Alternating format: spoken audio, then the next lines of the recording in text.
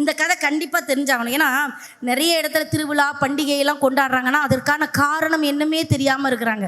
நல்லா தெரிஞ்சுக்கங்க. குலசை முத்தாரம்மன் எல்லாருக்கும் தெரியும். குலசேகரப்பட்டினத்தில் இருக்கிற முத்தாரம்மனுடைய கதை தெரியுமா?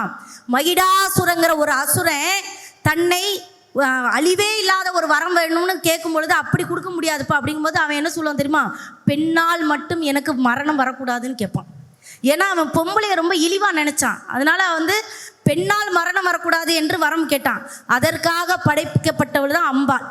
8 அட்ட கூறுகளாக அவள் பிறந்தாள். அவள் பிறக்கும்போது அவனுடைய அம்மா அப்பா நாகராஜாவும் நாகராணியும் பார்த்து அவளுடைய அந்த சொரூபம் வீரப்பள்ளு விரிசடை அவள் கடந்திருக்கிற அந்த கோலத்தை பார்த்து பயந்து ஓடினாங்களாம். அப்போ இந்த குழந்தைய நீங்கள் வளங்க அப்படின்னு சொல்லும்போது அந்த குழந்தைகள் 8 வளருது.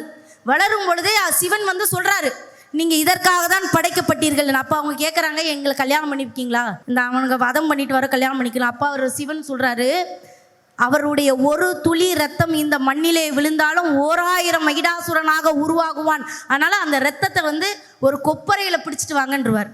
இப்போ இந்த தாய் குத்துறா மகிடாசுரனை. குத்தும் பொழுது ரத்த வெளியில வருது. அது சிந்திடக்கூடாதுன்னு 8 பேர் குடிச்சிடுறாள். குடிக்கும் பொழுது அவன் அம்மா அம்மா அப்படின்னு கேட்டா ஒரு தாய் எப்பவுமே இறங்கிடுவா. அவள் அம்மா வச்ச இறங்கிட்டான்.